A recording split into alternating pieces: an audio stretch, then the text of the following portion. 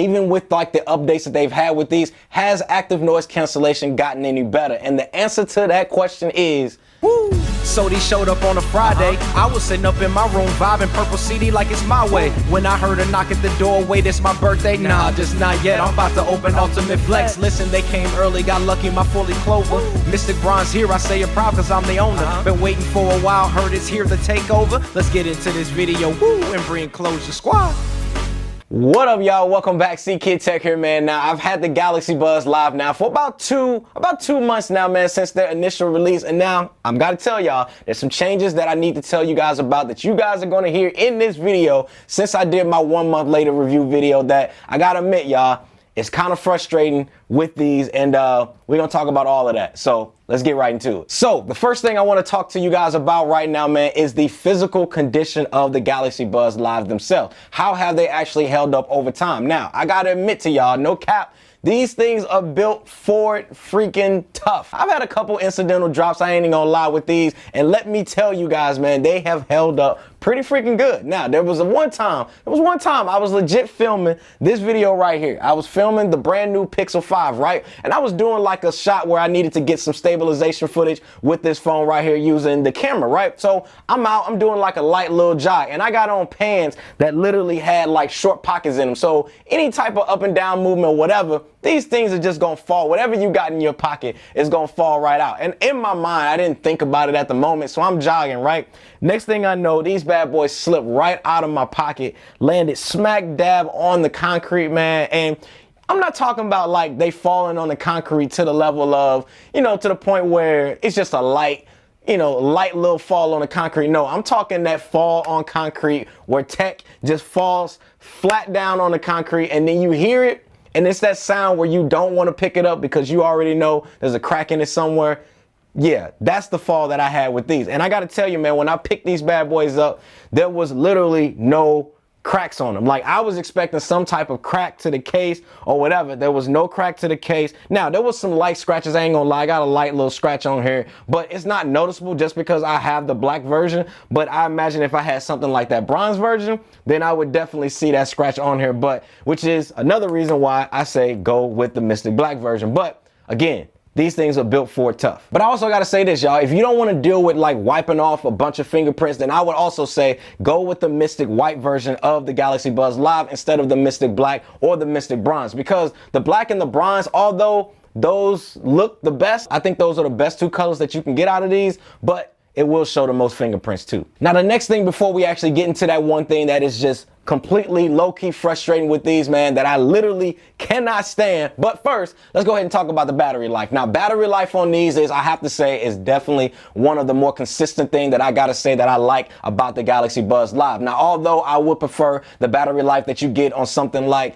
the Galaxy Buds Plus that I got right here, because these things are easily gonna get you about 10 plus hours of battery life, whereas with the Galaxy Buds Live, I'm still consistently getting anywhere between 6 to 6.5 hours on these. And that's with the active noise cancellation turned off, because y'all already know how I feel about active noise cancellation when it comes to these. Boo-boo. And which actually leads me into my next discussion that I want to talk to you guys about. Even with like the updates that they've had with these, has active noise cancellation gotten any better? And the answer to that question is no. Active noise canceling on these are still the same as they were when I first got these. Even when I tried them out, almost literally non-existent to me. Now, I'm not saying that the sound quality on these are bad, because sound quality on these, y'all, are legit. I will say these will make my best of the year video, which is going to be coming later next month. So definitely make sure you guys are subscribed to that, because I'm going to be ranking my best to the worst earbuds of the year. So you don't want to miss that video. But when it comes to ANC, guys, I would not buy these for that feature, because you will not get the experience that you guys are looking for like you get out of something like these right here, like the AirPods Pro, which to me are still king of the ANC and True Wireless Earbuds to me that I've personally experienced here on the channel as well as in my everyday life. But the last subject before we actually get into that one thing that is frustrating to me with these bad boys right here, and let's talk about long-term audio quality. Now, audio quality, guys, with these, as I just mentioned to you guys, these are a go for sure. The sound clarity in these guys are really good. Now, it doesn't necessarily have the best bass levels that I like, but I did a video recently, guys, where I talked about the top tips and tricks that you guys can do with the Galaxy Buds Live, and there's literally one in that video, a tip and trick in that video that literally fixed that issue for me, guys, and you can watch it. I'll have it right up here on the screen as well as down in the description below, but it's mainly going to be at the end of this video, so definitely make sure you guys stick around for that. But overall, guys, sound quality on these over my 2-month time frame with having these has held up just fine, and I haven't necessarily experienced any issues as far as cutting out or becoming weaker or just not being loud enough or anything like that, because sound quality on these guys is solid, especially when you figured out that base level feature that you guys are going to know about at the end of this video. Now let's go ahead and get into that one thing that frustrates me the most when it comes to the Galaxy Buds Live, y'all. There's actually 2 of them. There's not even gonna lie, there's actually 2 of them, but let's go ahead and start off with the first one, and that is the block touch control feature. Now,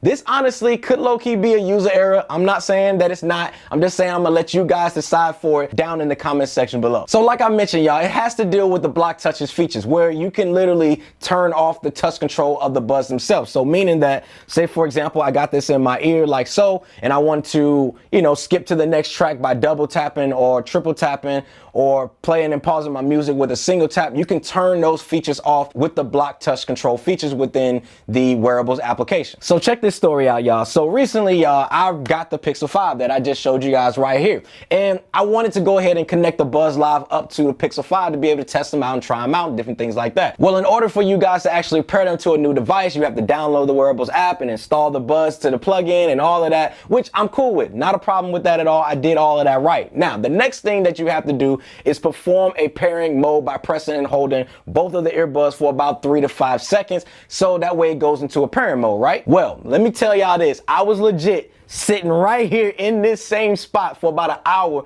trying to figure out why it wasn't connecting up to and pairing up to my Google Pixel. First, I thought it was a Pixel issue.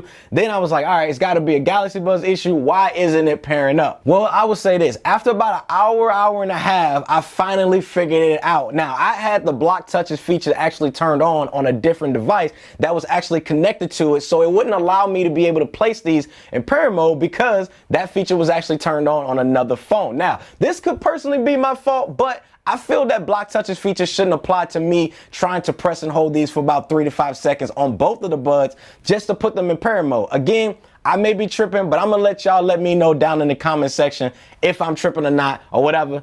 Go ahead and let me know right now. Now, while y'all comment now, the number 2 thing that frustrates me the most with these, and it surprisingly has to deal with gaming latency and the inconsistency that I've experienced with it. Now, I will admit this is not for all games, so I'm not saying that every game has a latency issue, but I will say when I play games like Subway Surf, it will have a good amount of latency issues when gaming. But if I'm playing games like Call of Duty or Fortnite, then it will necessarily be okay and playable. I just wish it was a little bit more consistency across the playing field when it comes to latency from games to games. Now, I'm not sure if that has something to do with gaming developers or if it's with the Buds Live with Samsung, but I just would prefer a little bit more consistency across the board. Now, I'll be honest with you guys, this isn't like a big problem for me, as I'm not huge like phone gamer or an iPad gamer, anything like that. I'm more of a console gamer that I have like literally behind me in this whole setup. Now, if you guys want to see a lot of that live gameplay, you can follow me over on Twitch. I'll link my Twitch and all of that down in the description section below if you guys want to check that out. But let's go ahead and get back to that main question that you guys want to know the answer to, and that is, are the Galaxy Buds Live still worth you guys to pick up after me using these for now about 2 months? Now, I would say this, even though I've had the 2 frustrating things that I just told you guys about, I would say, yes, these are still worth you guys to pick up. Because if you think about it, in regards to build quality, consistency of the battery life, amazing clarity in the audio department, and how comfortable these things are when you're putting them into your ears, I would no doubt buy these again and again and again. Even when it comes to design, y'all, I'm a design freak, so I freaking love how sleek these things actually look. Now, I know a lot of people was joking about them, these being, look like kidney beans and different things like that, but you gotta admit, design wise, these bad boys are fire looking in your ear, and I'm telling you right now, I'm hoping that more companies actually adopt this. Even something like, like Google's with the Pixel Buds. I'm hoping that they adopt that. I would love to actually see Apple adopt this feature as well in design. But yeah, man, go ahead and let me know down in the comment section below if you guys plan on picking up a pair for yourself, or if you already got a pair, what colored option did you guys pick up? Or if you got any questions, let me know down in the comment section below as well. And just so you guys know, I am going to put up the tips and tricks video for you guys to find out what that one feature is, and I'll see y'all over there. Peace. Yo, why you still here? Yo, fam, click on the video, bro.